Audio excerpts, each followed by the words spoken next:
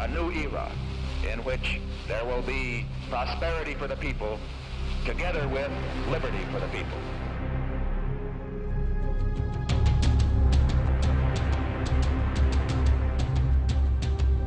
The question is, why are we supporting El Salvador? No, the question was, why are we killing priests in El Salvador? The answer is we're not. Now you be quiet. President Cristiani is trying to do a job for democracy, and the left-wing guerrillas must not take over El Salvador.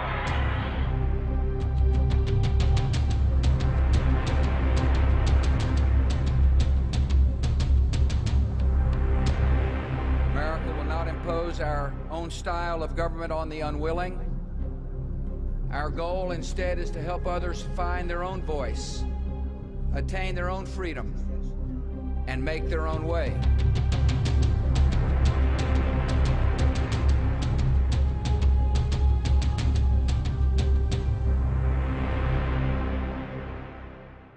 This film is about the struggle of people to free themselves from a modern form of slavery. Richard Nixon, President of the United States, once said of Latin America, "People don't give a shit about the place." He was wrong.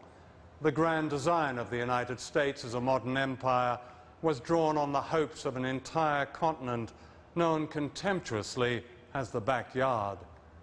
The extraordinary witnesses in this film describe a world not as American presidents like to see it, as useful or expendable. They describe the power of courage and humanity among people with next to nothing. They reclaim noble words like democracy, freedom, liberation, justice, and in doing so, they are defending the most basic human rights of all of us in a war being waged against all of us.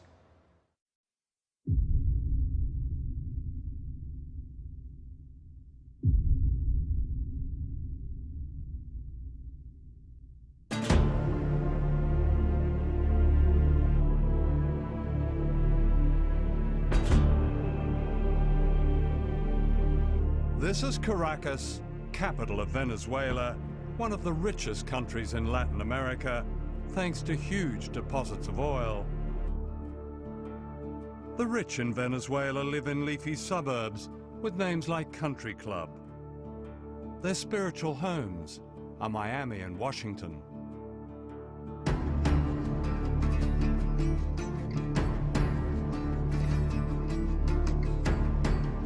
The majority live in what are known as barrios, on hillsides in breeze block houses that defy gravity. In the past, these people have been invisible, excluded from their own society. Today, they display the confidence of those who know an extraordinary change has come to their lives.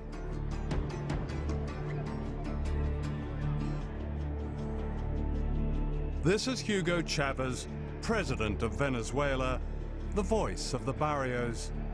Chavez and his supporters have won 10 elections in 8 years.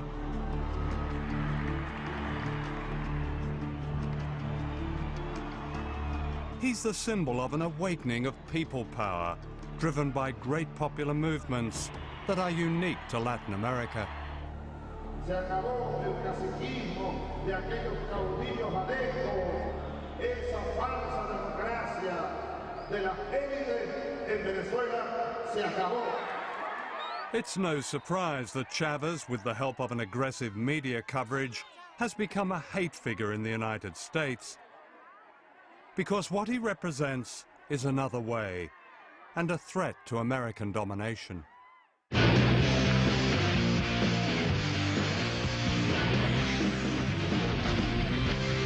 All right, now, Hugo Chavez, the criminal, speaking of criminal, government of Venezuela, offering... The criminal? The criminal. It's a criminal government. In my opinion, and the opinion of a lot of people in our government, Hugo Chavez represents an extreme threat not only to our nation, but to our hemisphere. He should have been killed a long time ago. By whom? And anyone who believes other... By anyone. Hay café por ahí. Absolutely. Do you want a cup of coffee? Yes, yes. Era una de mis lecciones de inglés de secundaria. Do you want a cup of coffee? Do you want a glass of milk? Do you want a glass of water? English lesson 1. Let me ask about you personally. I mean, traveling with you for the last couple of days, I've seen a man who's clearly deeply committed to what you want for the Venezuelan people. Could you describe where that came from? Yo nací en un hogar muy pobre, de campesinos, ¿no? Y me tocó vivir la pobreza. Yo fui un niño pobre, de pie descalzo. Mi padre maestro de escuelas rurales, mi madre también. Una abuela hermosa, india, que me llenó de amor. Mi abuela me enseñó mucho y aprendí de ella la solidaridad con los demás, el compartir el pan, aun cuando poco con el otro. Entonces me fui al ejército, a la academia militar, me hice soldado y ahí me conseguí con Bolívar. Empecé a dar cuenta de la verdad. Simon Bolivar is venerated in Latin America as the liberator from Spanish colonialism. Bolivar believed that freedom only came when people united against all invaders, no matter their disguise.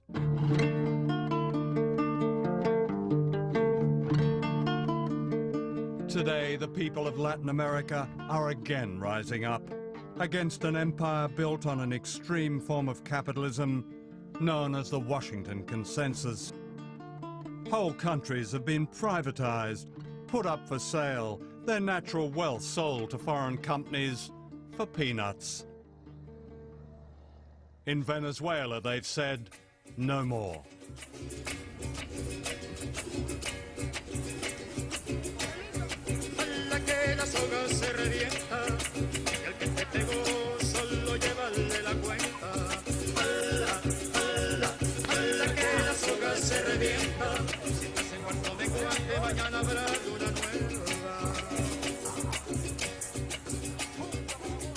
This is La Vega, a barrio of 1 million people. Mariela Machado has lived here most of her life.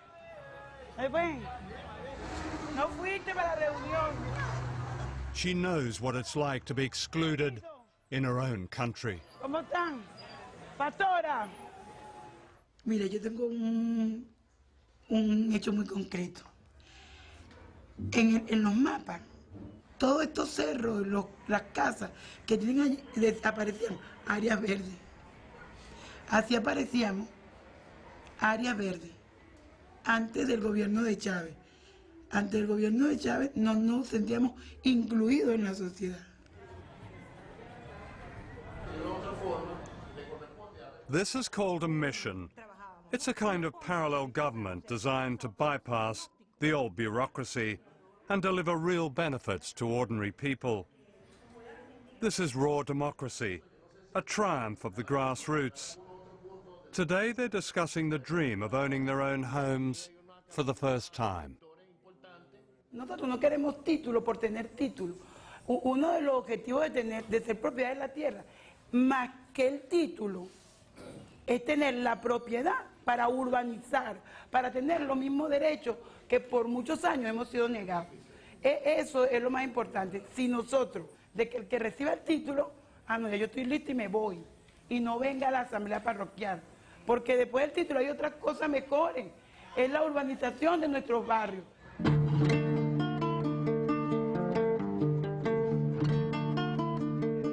Soon after Chavez was elected in 1999, Venezuelans voted on a constitution, and this little blue book has become a bestseller ever since.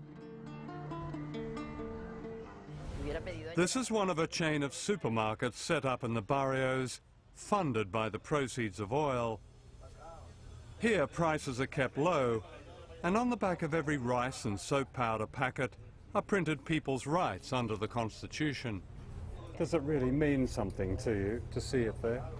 No, claro, porque yo no sabía lo de que teníamos derechos como cualquier otro, pero Y en este que nos habla en el artículo número 23, ¿verdad? Que nos habla de la política nacional y legislación. Mira, todo eso es, esto por lo menos nosotros nos instruye. Democracia, lo dije hace un rato, delante de nuestro pueblo. Como dijo Lincoln, son definiciones sencillas. Ahora, lo difícil es llevarlo a la realidad. Aquí estamos llevándolo a la realidad. Gobierno del pueblo, por el pueblo y para el pueblo. A una sociedad de incluidos y de iguales, donde no haya exclusión, donde no haya miseria, donde reinen los valores humanos.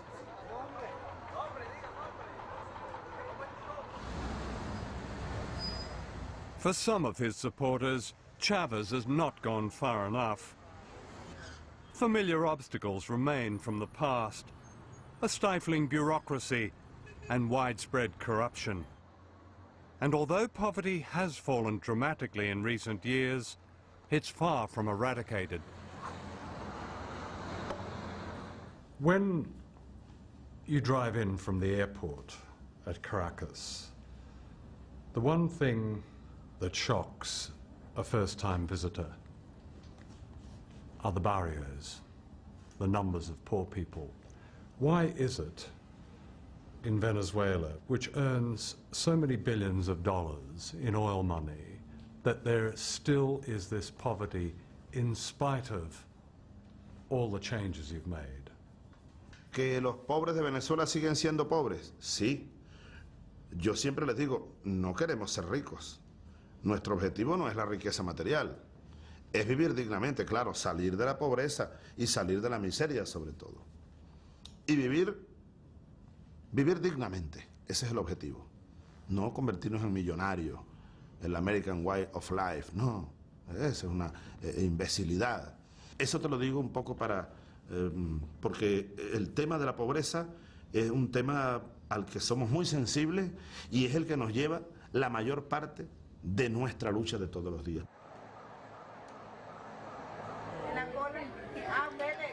The daily struggle is made easier here. 10 years ago, this clinic would not have been dreamed of. Now, all over Venezuela, ordinary people have free health care, many seeing a doctor for the first time in their lives. Están haciendo un documental sobre Venezuela. Perdona la interrupción.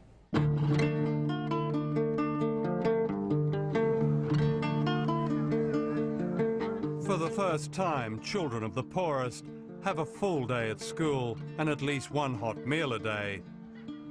They're learning history and music and dance, often for the first time, and all of this is free. Under the Constitution, the poorest housewives are now paid as workers.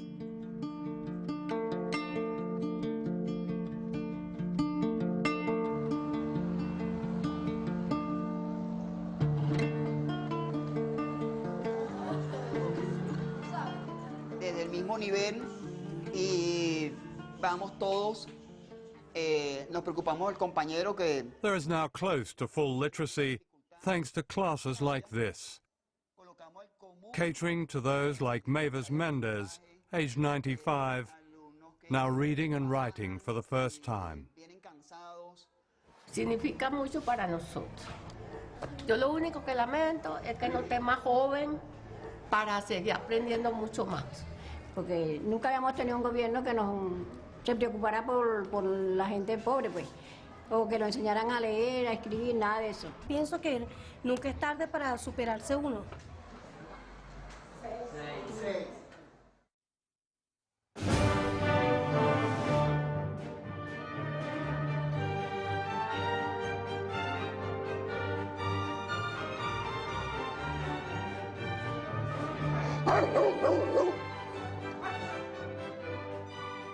This is East Caracas, home to some of the wealthiest people on earth, and what they call here the middle class.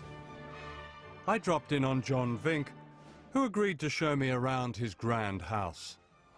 Wow, this is such a striking house. Thank you. My goodness. Thank you.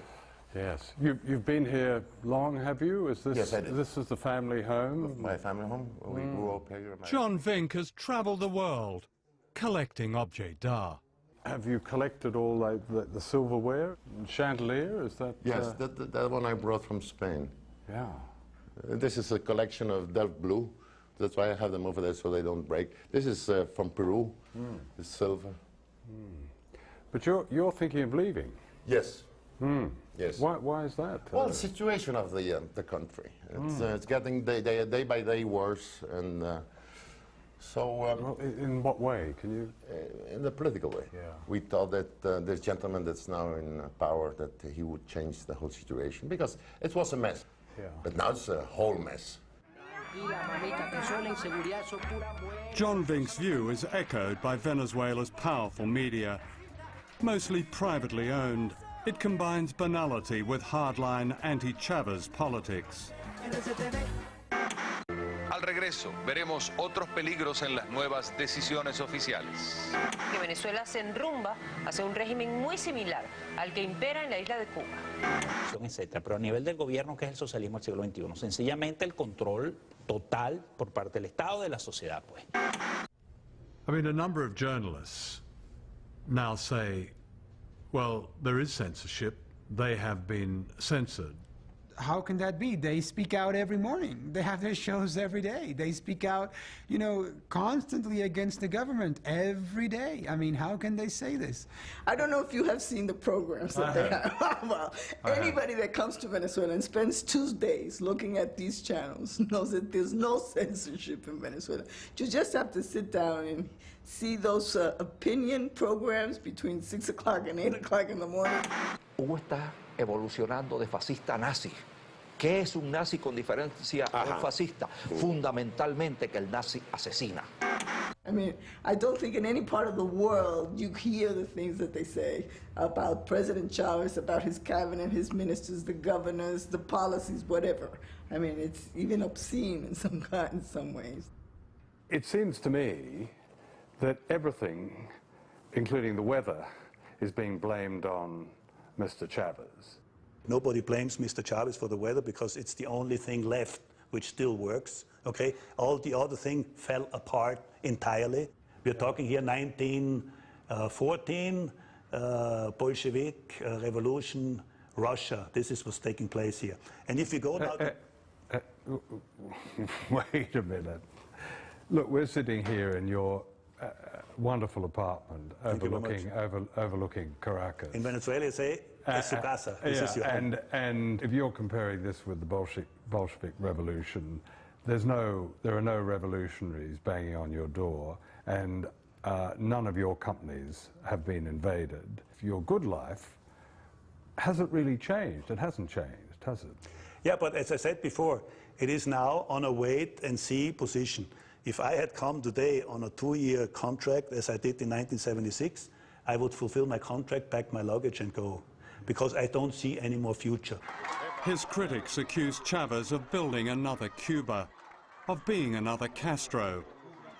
And although he recently announced temporary presidential powers that bypass Parliament, he maintains that his aim is solely to speed up reform. The irony is that unlike Cuba, capitalism has never had it better here. At the Caracas Motor Show, Ferraris and other luxury cars are sold. Smart restaurants and private golf courses and weekends in Miami are booming. What this class has lost is political power over a huge oil economy.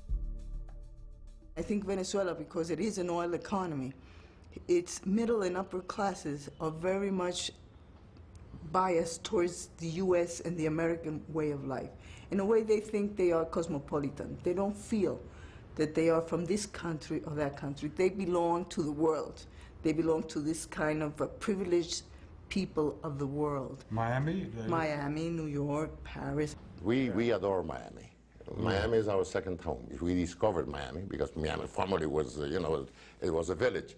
And we were so rich, we went to Miami and we bought houses, apartments, bungalows, boats, cars, everything we bought in Miami. We were the owners of Miami. And so we are very US-minded. In the old Venezuela, the United States played the part of a mafia godfather. The deal was simple. For supplying endless cheap oil, the Venezuelan rich kept a large slice of the profits. The election of Hugo Chavez ended the deal. Obviously, Venezuela is important because they're the third largest supplier of petroleum.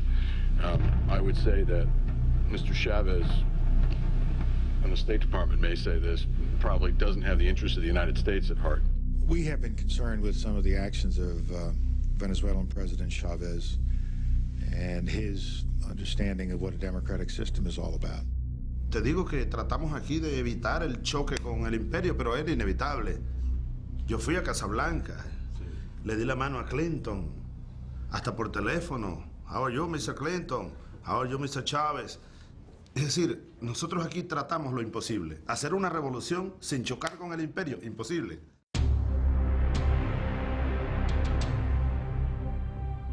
In Washington and Miami and the country clubs of Caracas, getting rid of Chavez became an obsession. In early 2002, secret plans were laid by the Venezuelan opposition, with the media leading the attack. ¿Usted cree que el presidente de la República está loco? Va llegando el momento en que todos hablemos de la transición, sin Chávez, por supuesto. Anti-Chavez protesters took to the streets, their anger inflamed by the media. Nunca ha venido alguien tan feo y tan malo como esto. Hugo Satanás Chávez Frías es el anticristo, es el demonio, es el diablo, es diantre, Lucifer. Él es el único que sobra aquí. The campaign to overthrow Chavez came to a head on April the 11th, 2002. An anti-Chavez protest march was called in the center of Caracas.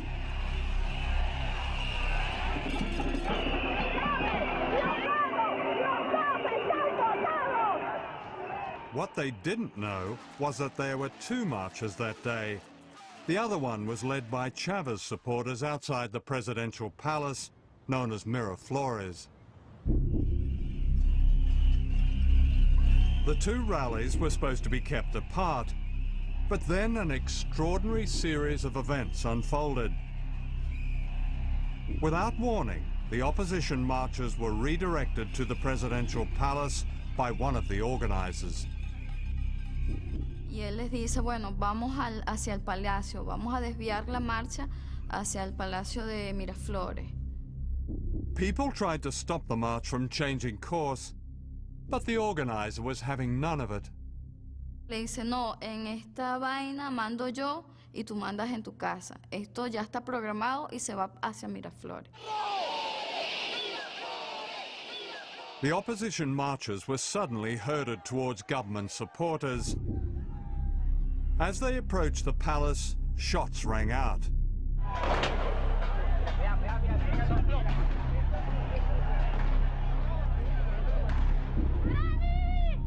They were being fired upon by snipers who shot them one by one, many with a bullet to the head.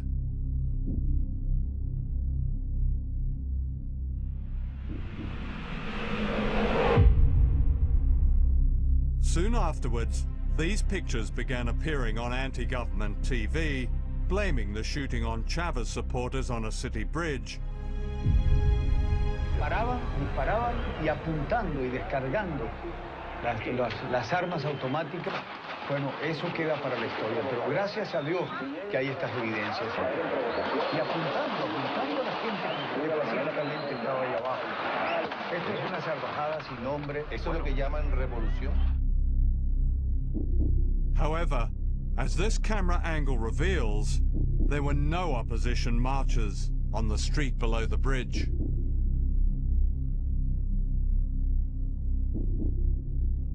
What the TV pictures did not show was this. The people on the bridge are clearly trying to protect themselves, crouching down to avoid the bullets of unknown snipers above them and anti-Chavez police units below them. The people on the bridge were actually defending themselves. Entonces era como una zona de combate, de control, y que ellos actuaron bien planificado, estaba súper planificado todo eso. Within hours, these military chiefs appeared on television. They too blamed Chavez and his supporters for the killings. Venezolanos, el presidente de la República ha traicionado la confianza de su pueblo. Está masacrando a personas inocentes con francotiradores. Para este momento van 6 muertos y decenas de heridos en Caracas. Esto no lo podemos permitir. No podemos aceptar un tirano en la República de Venezuela. It was all a setup. The CNN correspondent in Caracas, Otto Neustald, later revealed that the generals had recorded their statement before the shooting. El día 10 en la noche me llaman por teléfono y me dicen la marcha se va hacia el Palacio de Miraflores, va a haber unos muertos y aparecen 20 militares de alto rango pronunciándose en contra del gobierno de Chávez y pidiendo la renuncia al presidente. En esa prueba ya se habla de muertos cuando todavía no había un solo muerto en la calle y todo sigue como estaba programado. Soon the presidential palace was surrounded by renegade army officers. Inside, Hugo Chavez was delivered an ultimatum: resign or be bombed. One of his cabinet ministers broke the news. Políticamente, que quede en evidencia que esto fue un golpe de Estado. No es que él renunció, pero el presidente no renunció. Okay. No renunció y entonces va preso, porque es un golpe de Estado. Okay. ¿Qué? Que lo sepa el mundo. Que lo sepa el mundo.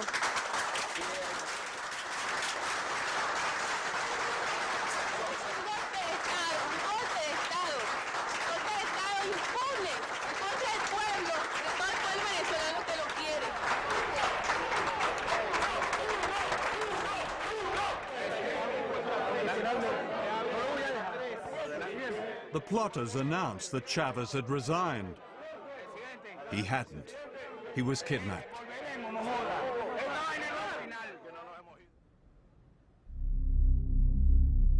The following morning, an unelected dictator was sworn in. He was a leading businessman called Pedro Carmona.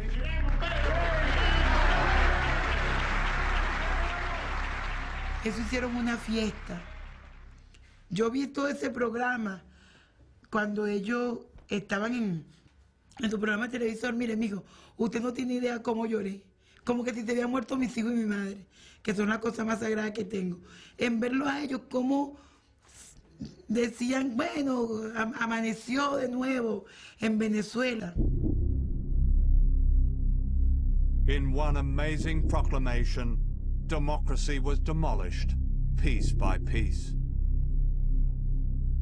Se suspende de sus cargos a los diputados principales y suplentes a la Asamblea Nacional.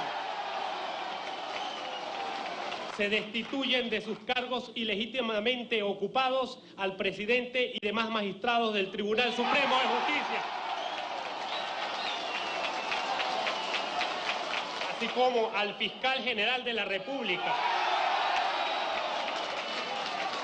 al Contralor General de la República, al Defensor del Pueblo y a los miembros del Consejo Nacional Electoral.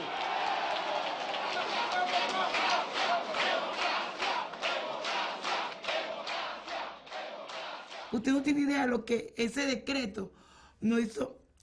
Fue tan fuerte la cuestión, lo que nosotros vivimos en ese momento, porque ya no veíamos al pasado, a la represión, a la lucha por todo. In the United States, the broadcast media carried the same pictures and the same story used to justify the coup. The Bush administration made it clear it is happy with a change in leadership in the country responsible for 15% of America's oil imports. Anthony Mason has our report. In the end, this is what triggered the overthrow of Hugo Chavez. Armed gangs loyal to the Venezuelan president firing on thousands of anti-government protesters. After 16 people were killed and hundreds wounded, last night soldiers surrounded the presidential palace. At the White House, the spokesman of President Bush rubber-stamped the story. Let me share with you the administration's thoughts about what's taking place in Venezuela. We know that the action encouraged by the Chavez government provoked this crisis. The Chavez government suppressed peaceful demonstrations, fired on unarmed, peaceful protesters, resulting in 10 killed and 100 wounded. That is what took place, and a transitional civilian government has been installed. Back in Venezuela, 3 years of modest democratic reform had been overturned. Afortunadamente tenemos una gran arma, que son los medios de comunicación. Si ustedes, el pueblo venezolano vio hoy, el ejército ni la Fuerza Armada hizo un disparo. Todo esto fue nuestras armas fueron los medios de comunicación. The plotters and their friends had everything to celebrate, or so they thought.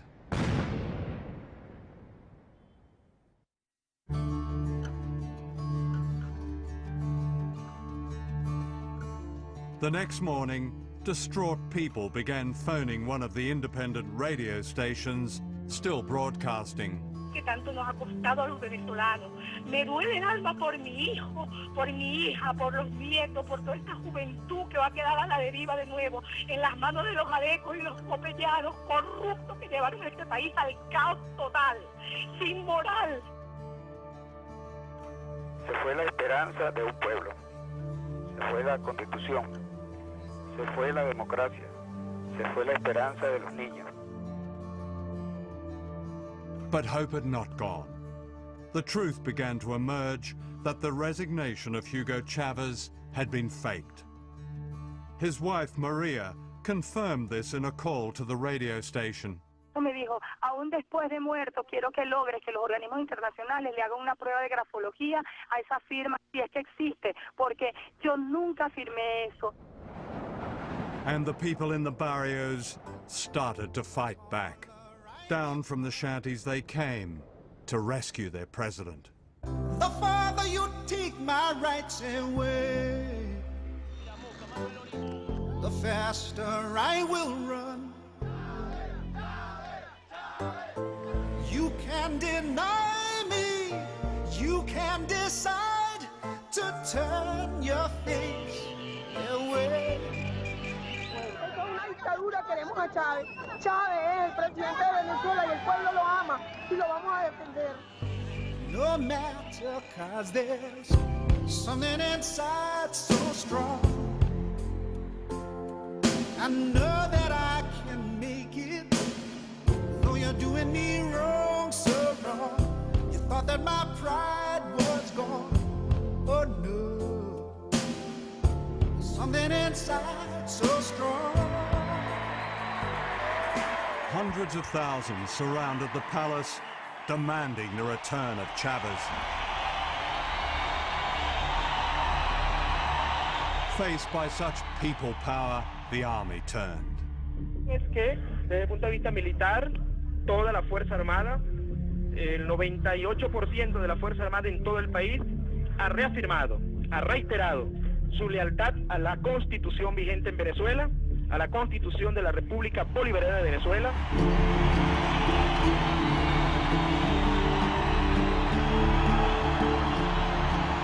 Roared on by huge crowds, the Presidential Guard who had gone into hiding retook the palace, and the plotters fled.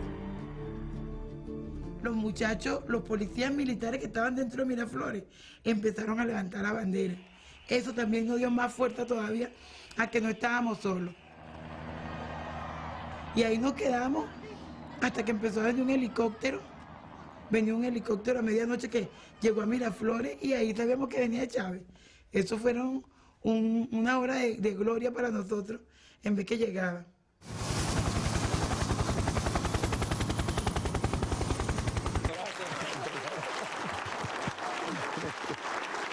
Just 48 hours after being kidnapped, Chavez was back in power. Creo que la prueba suprema fue el golpe de Estado de abril 2002. Fui hecho prisionero, me llevaron, pensé que iba a morir.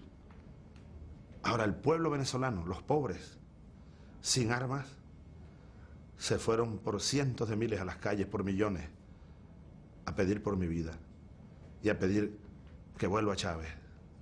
Entonces a mí no me queda más nada, después de eso sobre todo, que dedicarle todo lo que me quede de vida a ese pueblo, sobre todo a los más necesitados, sobre todo a los más pobres. As ordinary Venezuelans celebrated the defense of their democracy, some of the leading plotters fled to Miami, and within days it was clear that Washington had cast its shadow over the failed coup. The Bush administration had gone along with the lies of the plotters. We know that the action encouraged by the Chavez government provoked this crisis. As these CIA documents show, it was fully warned and knew all about their conspiracy.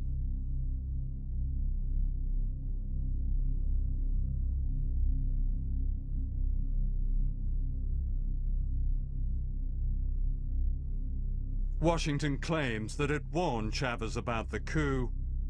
This is denied by the Venezuelan government. Washington not only knew what was going on, it was backing and funding the coup indirectly. Documents recently released show that the Bush administration channeled millions of dollars to the Venezuelan opposition in the months leading up to the coup. The money was handed out by its principal aid agency, USAID, and an organization called the National Endowment for Democracy. During the 6-month period prior to the coup in April 2002, the U.S. government invested more than $2 million into financing these organizations that they knew at least 6 months before were planning to overthrow the government. You're essentially saying post hoc ergo propter hoc, because it happened after post hoc. I don't think our viewers will understand that. If you could translate that. Just because it happened after we provided support to these groups doesn't mean that it happened because we provided support to these groups. Yeah. It is a logical fallacy. Right. We would be very open and transparent about what kind of support we provided through the National Endowment for Democracy and other institutions.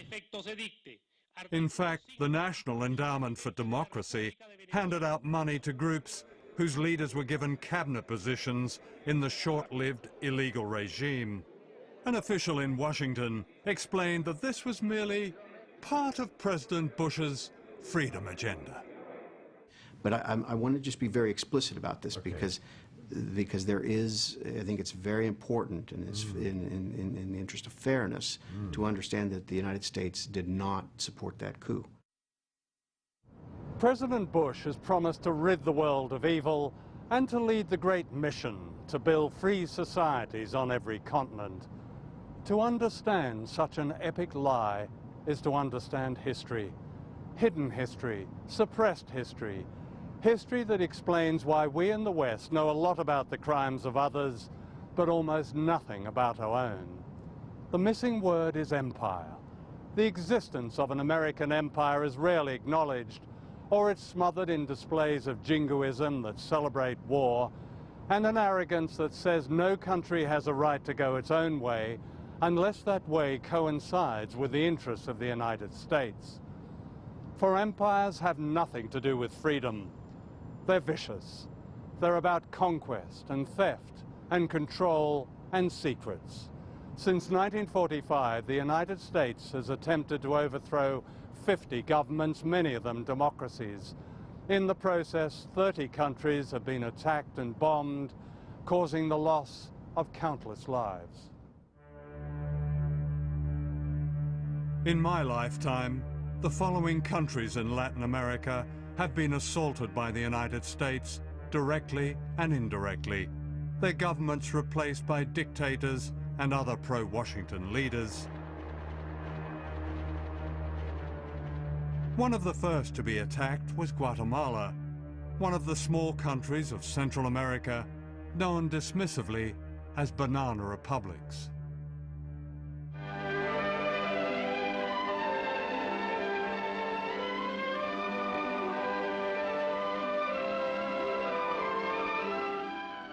This is Guatemala City as seen from the air.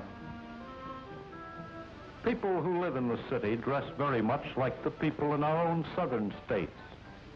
There are many churches and people go to church regularly. They speak Spanish, of course, as most of them are of Spanish descent. In fact, most of the people of Guatemala are not of Spanish descent. They're indigenous Mayan people and very poor. In the 1950s, 2% of the population of Guatemala controlled the natural wealth in collusion with giant US corporations like the United Fruit Company, which dominated banana growing. On the board of United Fruit was John Foster Dulles, who happened to be US Secretary of State. His brother Alan happened to run the CIA. Both were Christian fundamentalists who regarded any opposition as the work of communism and the devil.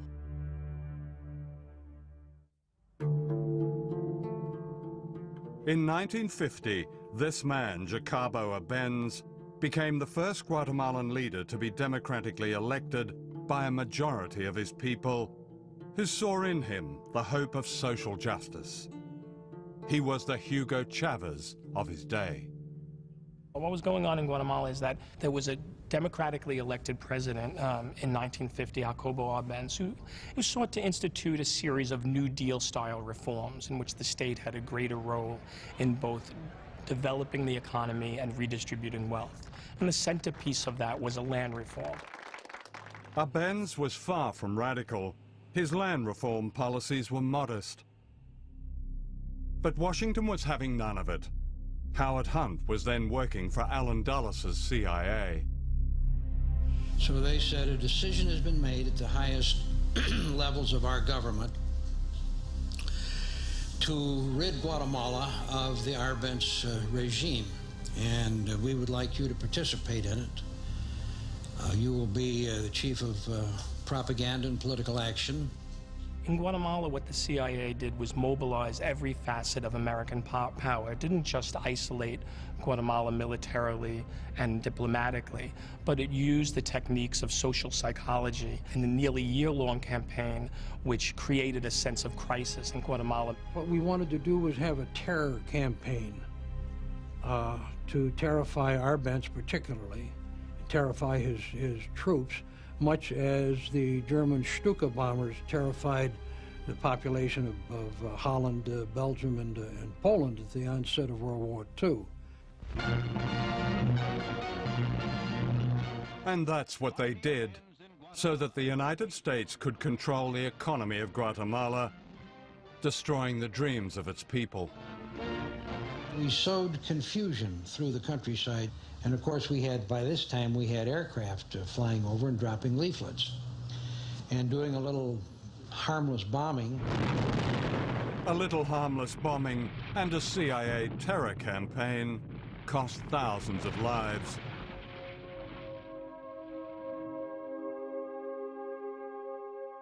Arbenz, the Democrat now branded a communist, was humiliated, stripped naked, and photographed before being forced into exile. Richard Nixon, then Vice President of the United States, flew in to congratulate the new dictators. That Guatemala is going to enter a new era in which there will be prosperity for the people, together with liberty for the people. General Rios Montt was to be one of Washington's faces of liberty. During his time as president in the 1980s, thousands of people were murdered by death squads, most of them indigenous men, women, and children. His guns and helicopters came from the United States. President Reagan flew in to warmly endorse the general, whom he described as a man of great personal integrity. In the CIA, we didn't give a hoot about democracy. I mean, it was fine if a government was elected and would cooperate with us, but if it didn't, then democracy didn't mean a thing to us. And I don't think it means a thing today. The crushing of Guatemala was Washington's blueprint. 4 years later, Cuba, just 90 miles from Florida, threw down the first direct challenge, ending Cuba's humiliation as a North American colony a playpen for drug barons and the mafia. Se han encontrado con que la revolución cubana sabe también pelear y ganar batallas en este campo. Washington would never forgive Fidel Castro. Under the government aegis, we had task forces that were striking at Cuba constantly. We were attempting to blow up power plants. We were attempting to ruin sugar mills. We were attempting to do all kinds of things during this period. This was a matter of American government policy. This wasn't the CIA. Cuba's achievements in healthcare and education are widely respected. However, for not bowing to the greatest power on earth, the Cuban Revolution has paid a high price. A 45-year economic war waged by the United States and the loss of vital democratic freedoms. How dare you, 90 miles from my country, last 45 years with a different form of government? How dare you haven't allowed American corporations to buy you out? How dare you continue this arrogance that says that you will never succumb to us? Don't you know who we are? Don't you know who these corporations are? Don't you know your life would be better if you could drink Coca-Cola every day? What justified the attacks on Cuba and other Latin American countries was the so-called Red Menace. We all know the atomic bomb is very dangerous. Since it may be used against us, we must get ready for it. First, you duck, and then you cover. And very tightly, you cover the back of your neck and your face. Propaganda like this excused every American invasion, every toppling of a government, every assassination, every act of terrorism. The real threat was an orchestrated paranoia in the United States that became a super cult called anti-communism. The true goal of the United States government is control. And they feel that if the United States did not control the governments of Latin America, then somebody else would. And the principle of government by the people, for the people, of the people, that is just silly.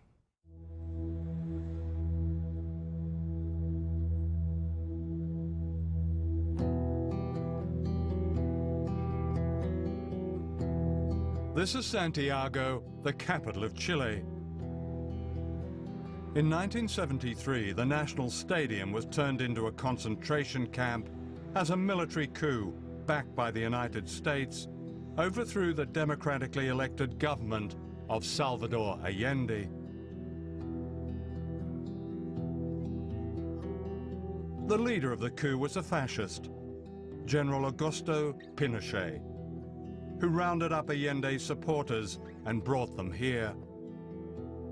A young medical student, Roberto Navarrete, was one of them. These changing rooms were used as what when you were imprisoned here? They were used as places where people were kept inside here, 50 or more. You can see that there was actually no room to move around here. Even all these places were full of people sleeping here, and there were no blankets or anything. Even some people actually slept here.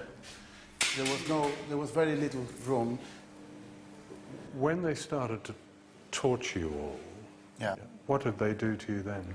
The techniques they used were beating you, especially in sort of places where it could become very painful, with a rubber truncheon, and especially the genitals and the soles of the feet, and the arms and various places.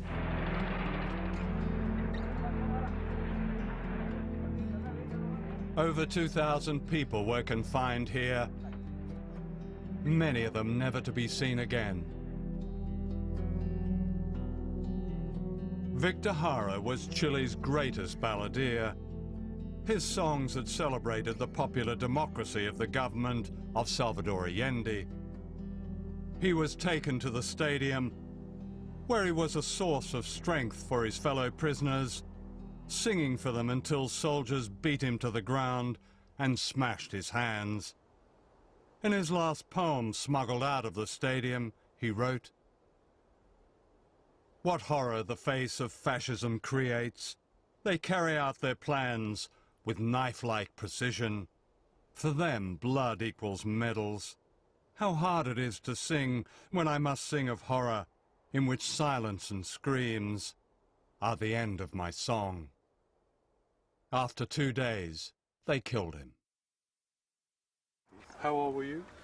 I was 18. 18? Yeah. Oh. Does the fear that you experienced then, is that something that imprints itself on the rest of your life? Yes, but we felt it was part of what we were trying to build in this country. What they were trying to build was a just, equitable democracy that took control of Chile's economy from the United States and its proxies. For the invisible people of Latin America, Chile under Allende became an inspiration. In Washington, President Nixon secretly plotted to destroy the Chilean economy. "We're going to make the economy scream," said Nixon. In Santiago, General Pinochet, America's man, sent in his British-made bombers against the presidential palace. It was September the 11th, 1973, a date that held an infamy and irony 28 years later. My wife and our children were at the house, and they had a marvelous view of these planes winging over and then dipping down and sending their bombs into the Moneda. From inside the palace, Allende refused to leave, true to his promise not to surrender the government for which the ordinary people of Chile had voted. He broadcast this last message, then he shot himself. Trabajadores de mi patria, tengo fe en Chile y su destino. Sigan ustedes sabiendo que mucho más temprano que tarde, de nuevo, abrirán las grandes alamedas por donde pase el hombre libre para construir una sociedad mejor. ¡Viva Chile! ¡Viva el pueblo! ¡Vivan los trabajadores!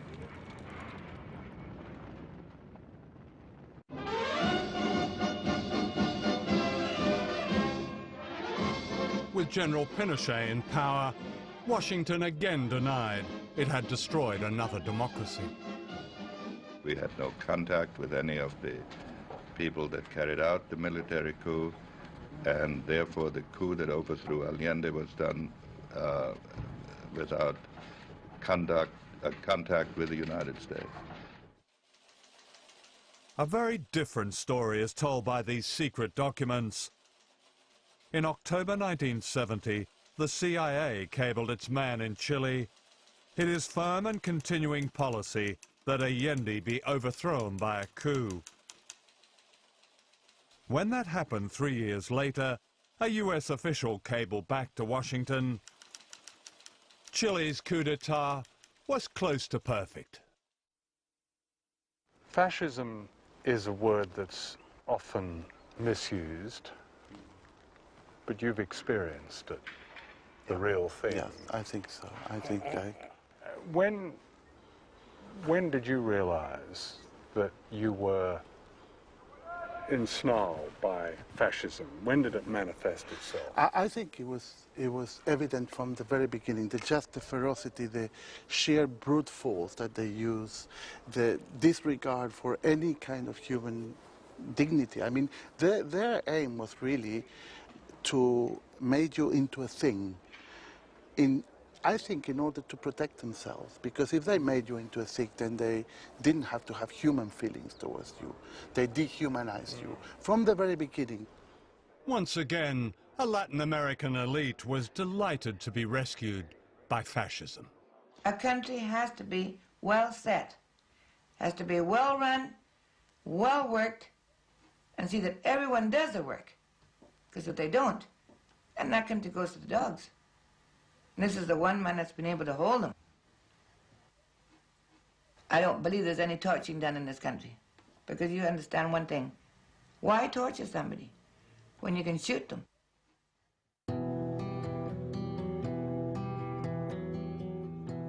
This is where they tortured and killed them. Villa Grimaldi was once a palatial home in a suburb of Santiago. Under Pinochet, it became a place of horror. Today, it's a memorial to its many victims. Sarah DeWitt, then a student activist, was a survivor. What was the date that you were arrested? Do you remember? Oh, yes. I was picked up on the 3rd of April, 1975, 7 o'clock, on the dot. So the junta had been in power for about 18 months. Yes. So when I realized, someone had put what I imagine it was a gun, on my back and said to me, don't make any noise, don't try to run because we will shoot you. You are coming with us. In a strange wooden tower like this, in spaces the size of a dog's kennel, people were tortured to death.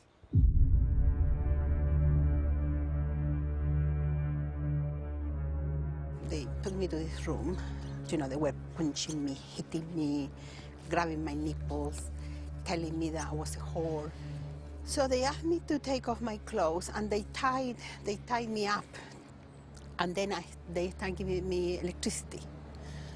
Now, the electricity was all the time inside my vagina, in my breast, and then it was going round, round my body, my legs, my arms.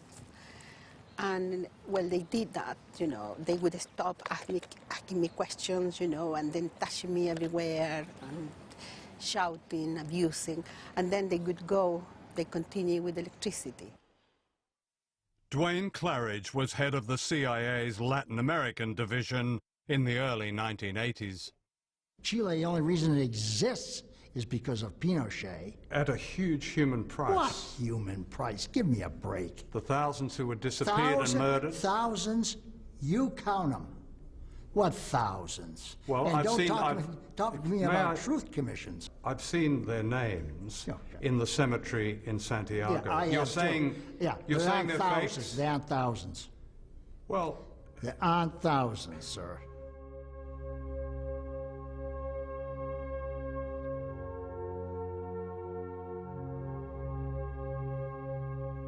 There are thousands, each name documented by human rights organizations, some of them remembered here on the memorial wall at Villa Grimaldi.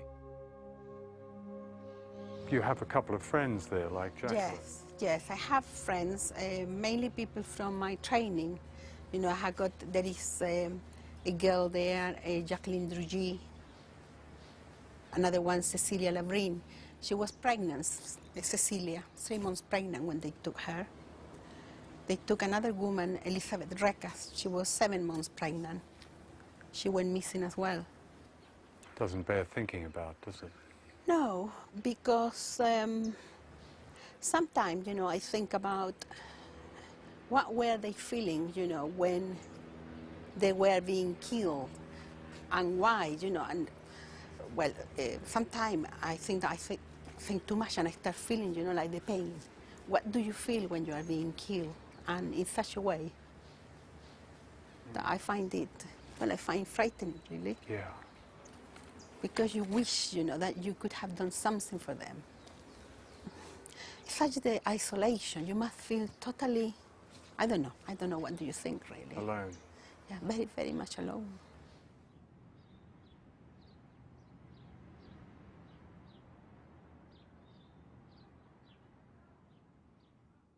It was a period in which almost everybody in the present situation regards as a dark time, in which the CIA played a major role. That's right. They played a major role in overthrowing, what's his name? What's his name was Salvador Allende. Yeah, fine. Okay. He was democratically elected. Right, okay. Is that okay to overthrow a democratically elected government? Is it okay? It depends on what your national security interests are. Are you denying that Pinochet caused huge suffering in that country. I am huge, I don't buy. That he committed crimes, I agree. But it's Okay? worth it. Huh? Is that what you're saying? Yeah, Those crimes are yeah, worth it? yeah. Sometimes, unfortunately, things have to be changed in a rather ugly way. Levántate y mira la montaña, de donde viene el viento, el sol y el agua. Tú que manejas el curso de los ríos.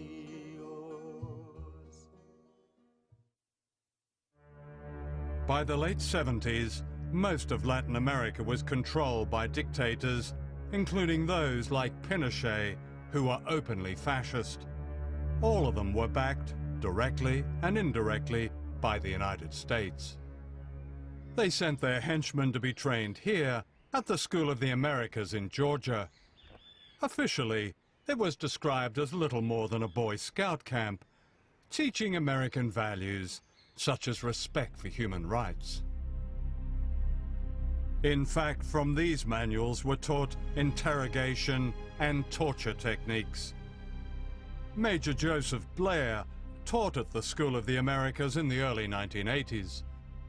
The doctrine that was taught was that if you want information, you use physical abuse, you use false imprisonment, you use threats to family members, you use virtually any method necessary to get what you want. Torture? And killing. Killing? Killing. If there's someone you don't want, you kill them. If you can't get the information you want, if you can't get that person to shut up or stop what they're doing, you simply assassinate them, and you assassinate them with one of your death squads.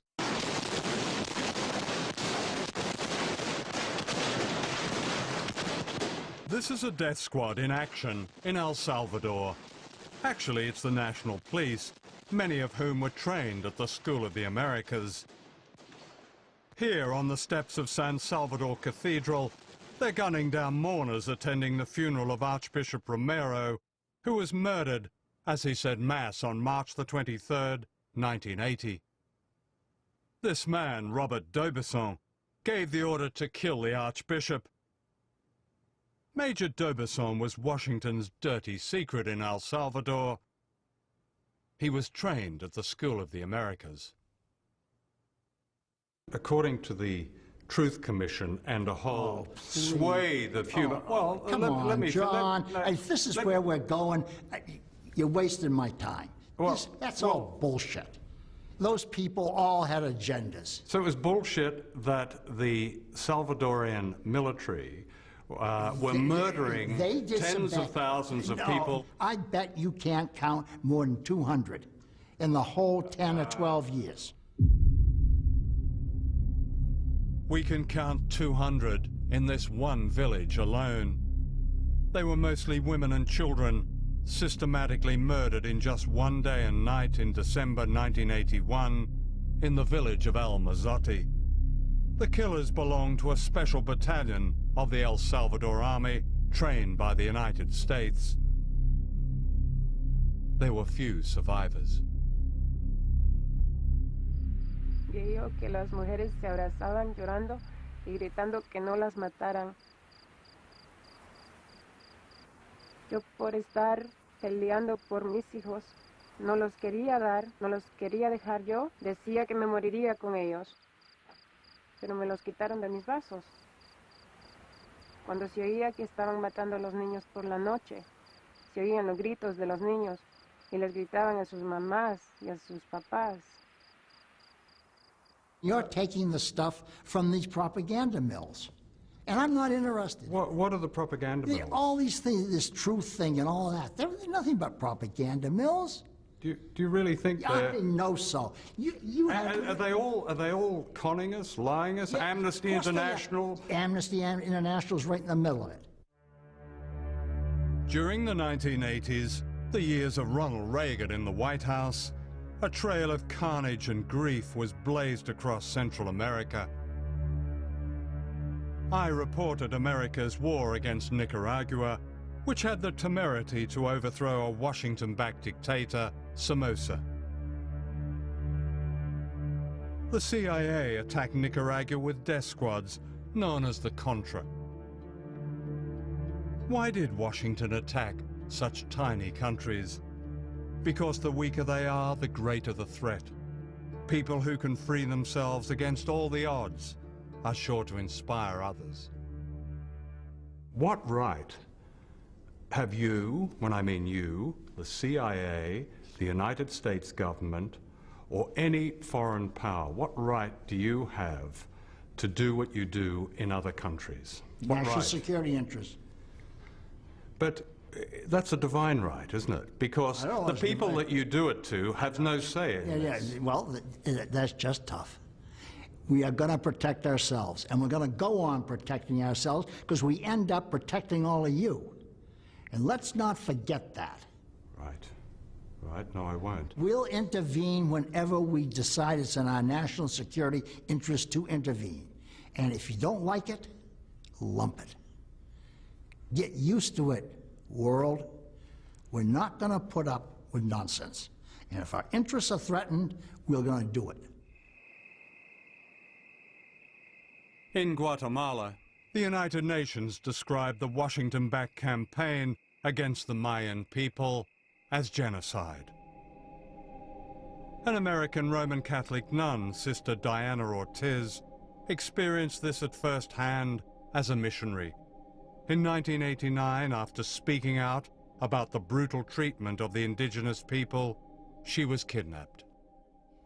In 1989, November 2nd, I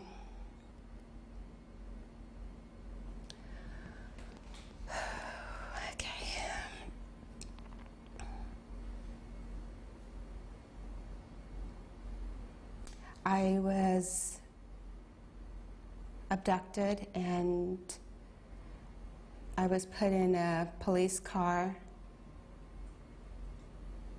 blindfolded, and taken to a military installation in Guatemala City, known as the Polytechnica, which still exists today. I was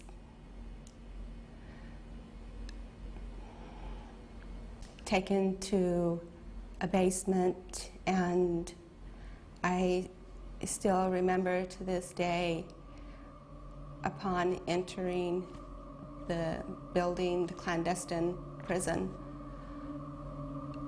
hearing the screams of people being tortured.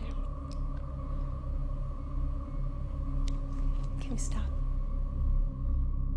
For 24 hours, she was tortured and gang raped. During her ordeal, she identified the leader of the gang as a fellow citizen of the United States. I came out a totally different person, but also with new eyes and more attuned to the hurting, the brokenness, the oppression, the deceit of my government. I've heard people say that what happened in Abu Ghraib is an isolated incident. And I have to just shake my head and say, you know, are we on the same planet? You know, aren't you aware of our history? You know, isn't history taught in the classroom about, you know, the role of the U.S. government in human rights violations? By the late 1980s, Washington's policy changed. Dictators like Pinochet were seen as an unnecessary embarrassment. A new and innovative way of controlling nations was launched. Good morning and welcome. It's good to have you all here to help celebrate the launching of a program with a vision and a noble purpose. The National Endowment for Democracy is, just as we've been told, more than bipartisan. The establishment of the National Endowment goes right to the heart of America's faith in democratic ideals and institutions. It offers hope to people everywhere. Like any new brand, it had a snappy name, Democracy. It was largely fake, an illusion of marketing and spin. This brand of democracy meant that whoever you voted for, the policies would be broadly the same, and your country's economy would be in step with the United States. Washington would be your closest friend, or else. In the 1990s, these democracies in name replaced dictatorships in Latin America, with Chile providing the model.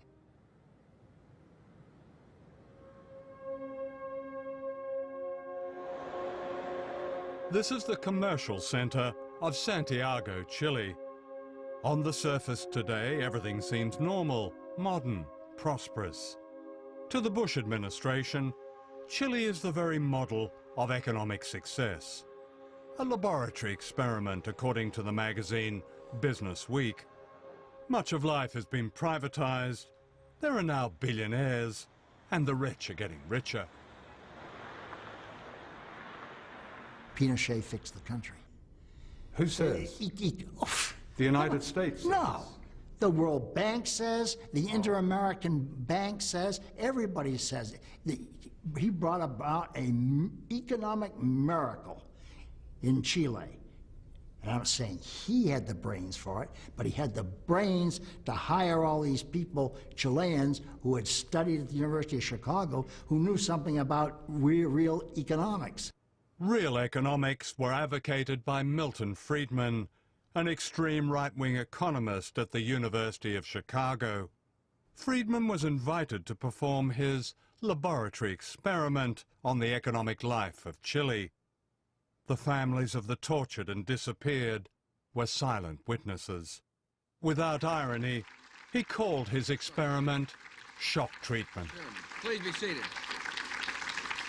Well, thank you all very much. It's an honor for me to be here to pay tribute to a hero of freedom, Milton Friedman. He has used a brilliant mind to advance a moral vision. We have seen Milton Friedman's ideas at work in Chile, where a group of economists called the Chicago Boys brought inflation under control and laid the groundwork for economic success.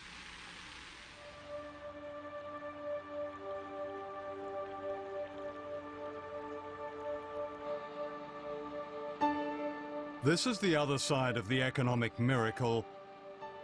Chile today is a deeply unequal society.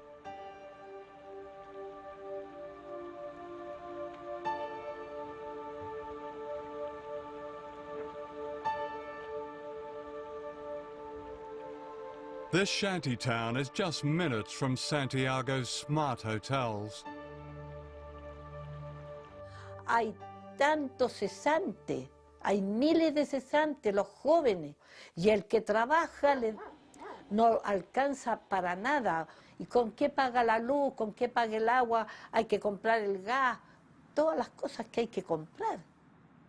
Diariamente la mamá dice, ¿qué hago para la comida de los niños? ¿De dónde saco dinero?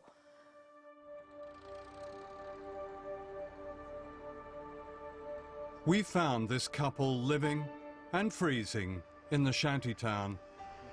They're homeless and have a week-old baby. Si usted puede describir un poco cómo es vivir en estas condiciones. Para empezar, el frío en la noche. Difícil. El frío en la noche es súper difícil. Por mi guagua tuvimos que aprender la cocina. ¿Cuánta gente en Chile vive de esta manera? En realidad, yo creo que mucha gente. Y en peores condiciones que nosotros. Pero hay gente que simplemente no recibe ayuda porque no nomás, porque no hay ayuda. ¿A dónde se van a ir entonces? A la calle. Vamos a dormir en la calle otra vez. Pues, ¿Ya hemos dormido en la calle? En el extranjero, en Europa y en Estados Unidos y en otros lugares se dice que Chile tiene una reputación como un país rico, acomodado. Sí. ¿Qué es lo que ustedes dicen eso, a eso? Sí, eso, yo creo eso que puede sí. ser, es verdad, pero Es para verdad, la gente pero que... eso para la gente que tiene, no para nosotros. Chile is a democracy now, in theory. A complicated voting system splits the vote and discourages real reform. It's a product of General Pinochet, based on a constitution that's also a product of Pinochet. The general may be dead, but the power of the military remains. It's all very modern, the media is safe, and many believe it's wise to be silent, like the graves of their forgotten compatriots. It's Washington's ideal democracy. La dictadura tuvo un gran éxito en Chile desde el punto de vista de que estableció un modelo político, económico y social que todavía permanece hasta el día de hoy, porque en esencia no se ha cambiado la constitución que impuso la dictadura en 1980. No, nosotros no postulamos democracia porque esa palabra está tan manoseada que no se entiende. Aquí hay una persecución contra los pobres, y no es en Chile, en toda América Latina está pasando eso. Yo creo que la gente que estudia sabe que ese punto de seguir así va a reventar en alguna cosa eso. Yo pienso que el pueblo va a despertar y va a decir, basta, ¿hasta cuándo?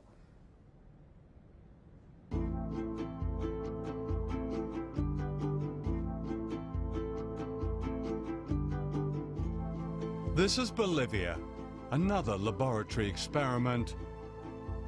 The majority of the population of this spectacular, brutalized country, high in the Andes, have also been invisible until recently.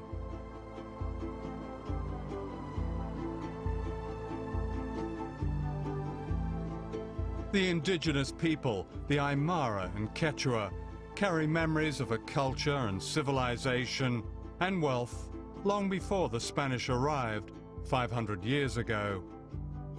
They remember how a single hill of silver underwrote the entire Spanish Empire, while they became the poorest.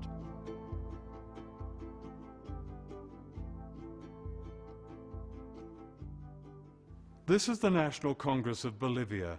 Until recently, the faces here were almost all white, the descendants of a tiny Spanish elite which plundered the nation's riches and reduced the indigenous majority to serfdom. It was a pattern of control repeated all over Latin America. The pattern has been broken in Bolivia with the rise of social justice movements of a kind never seen before, and whose democratic home is not Westminster or Washington or any other so-called model, but in the streets, the mines, the barrios, the fields. Governments that defy this popular power, this true democracy, do so at their own peril.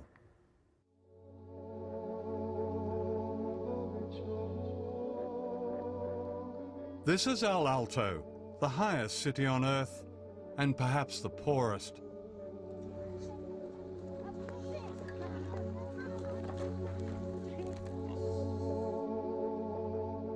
The occupants of this cemetery on the roof of the world are mainly children. Protected, they say, by the sacred mountain Illimani, El Alto overlooks Bolivia's capital, La Paz.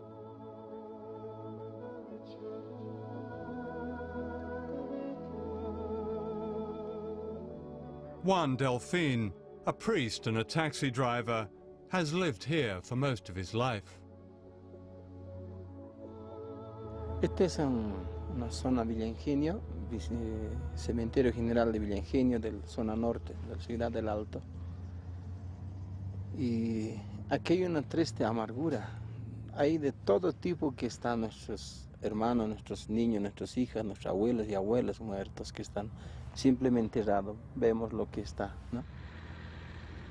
Hay incluso una familia, se envenenó toda la familia por falta de trabajo, por falta de economía. Primero el esposo lo envenenó a su esposa, a sus hijos, y él también se envenenó. Hay casos que hemos visto así.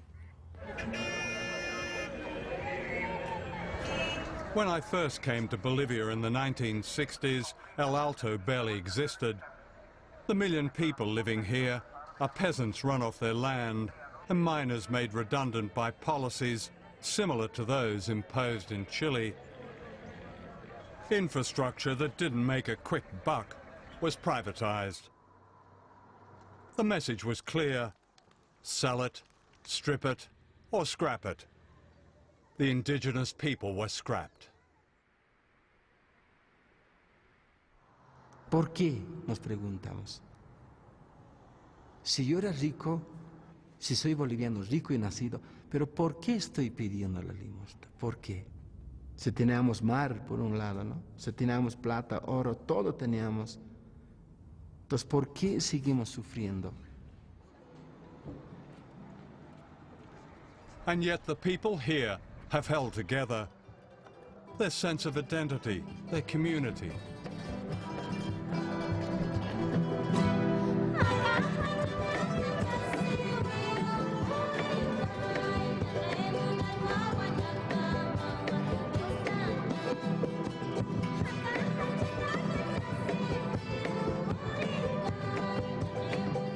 In the year 2000, the people of Bolivia's second city, Cochabamba, fought an epic struggle to win back their most basic resource, water, from a foreign consortium dominated by the American corporation Bechtel.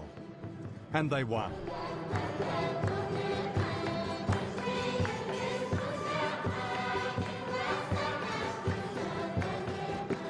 Three years later, in 2003, Bolivia's power brokers were about to get another shock.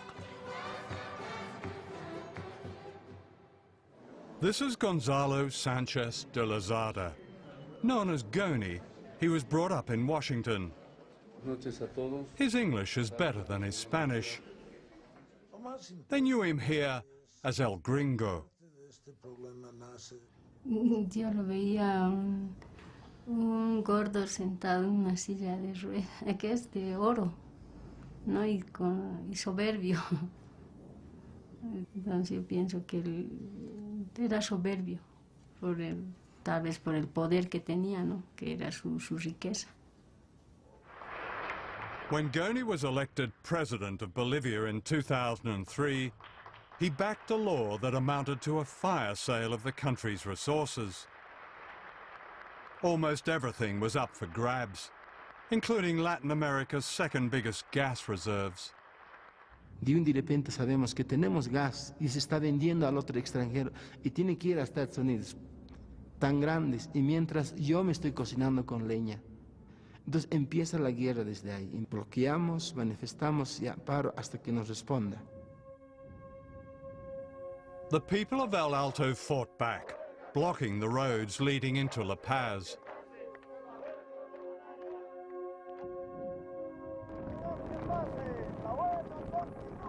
Se bloquee, que no se deje, que no vuele una mosca, decían, ¿no? La gente ya salía a bloquear y no dejamos pasar las movilidades, ¿no? Pero eso se ha ido ya, ¿cómo se dice?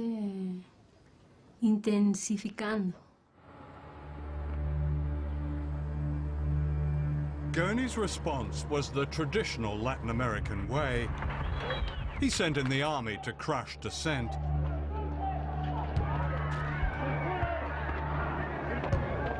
Scores were shot dead.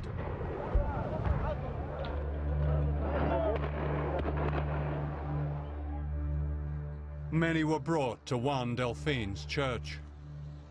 Las mesas han hecho así, y estaba aquí las mesas, y estaba aquí los cadáveres estaban aquí, entonces, y aquí es lo que incluso a los muertos hasta con clavos le sacaron las balas las sacaron, le tiraron a otro lado, y era triste el ver aquí. Todo está miseria.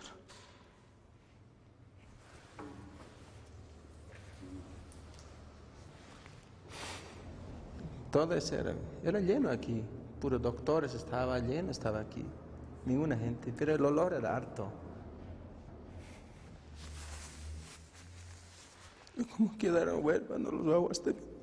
Lloraban ahí, gritaban ahí, papá, papá, papá. Tens of thousands of people poured down into La Paz, like the people of Venezuela's barrios demanding the return of their president. They demanded their country back. If the rich and powerful of Latin America had a nightmare, this was it. De pronto se sabía que el GON iba a renunciar. Peor con eso. Hemos agarrado como si fuera algo, un ánimo para que él se vaya.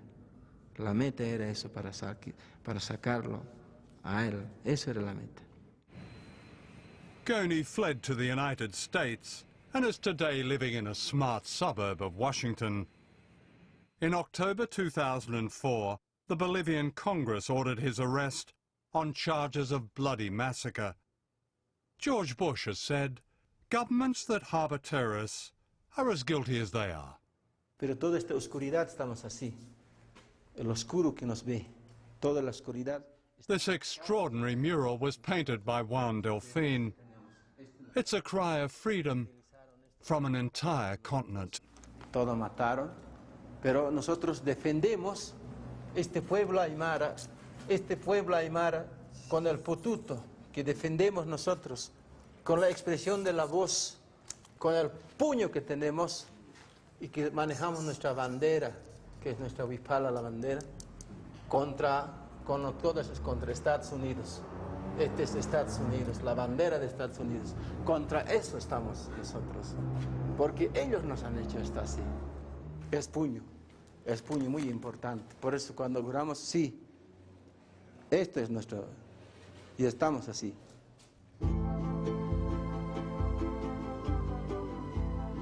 In 2005, the people of Bolivia took an historic step. For the first time ever, an indigenous person was voted president in a landslide. Like Chavez in Venezuela, Evo Morales offered a new democracy and a new beginning. Quisiéramos que todos empecemos a trabajar.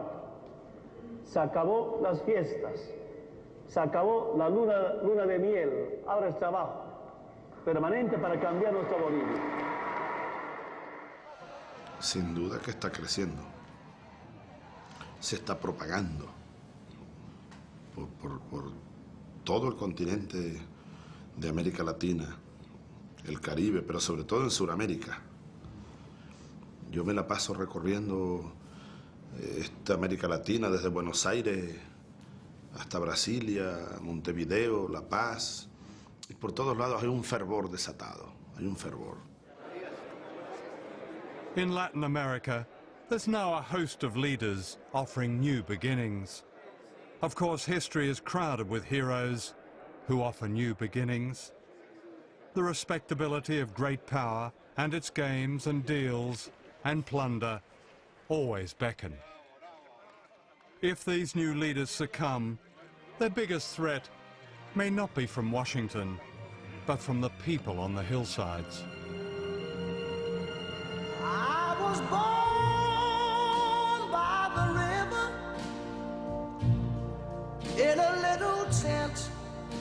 Oh, and just like the river I've been running ever since. It's been a long time coming, but I know a change gonna come. Oh, yes it will. It's been too hard living, but I'm afraid to die. 'Cause I don't know what's up there beyond the sky. It's been a long time coming, but I know a change gonna come. Oh, yes it will. El futuro es para mis hijos, para nuestros jóvenes. Y esa lucha no es solamente de Chávez, esa lucha es nuestra. eso que Chávez abrió, que reconoció nuestras luchas y que nosotros estamos dando con él, lo vamos a seguir dando. O sea, la lucha del imperio no es con Chávez, es con nosotros. Llegó la hora del gran despertar. Y creo que Víctor Hugo, terminemos por ahí, yo soy muy victorhuguiano. Víctor Hugo escribió aquello: no hay nada tan poderoso como la idea cuya época ha llegado. El imperio americano llegó a su fin y debe imponerse en el mundo, bueno, el imperio de la ley, de la igualdad, de la justicia, de la fraternidad. Muchas gracias, John. Perfecto. I want Muchas to gracias. see you again. What happened here at the National Stadium in Santiago, Chile, has a special place in the struggle for freedom and democracy throughout Latin America and the world. The vow is never again, and yet it has happened again at Guantanamo Bay and all the other secret places where imperial power, regardless of its democratic pretensions, hides and tortures its perceived enemies. The questions raised in this film are urgent. Are the lives and dreams of the ordinary people of Chile, like the people of Venezuela, like the people of Bolivia, like the people of Nicaragua, like the people of Vietnam and Iraq and Iran and Palestine, expendable, worth only a few seconds on the news if they're lucky? The answer is no. And those who see the world through the eyes of the powerful should be warned. People are rising from the tyranny and oblivion to which we in the West have consigned them. Indeed, their resistance is well underway, as this film has shown. I would say it never stopped and is unbeatable. I go to the movie and I go downtown. Somebody keep telling me don't hang around. It's been a long time coming, but I know a change gonna come. Oh, yes it will. Then I go to my brother and I say, brother, help me please.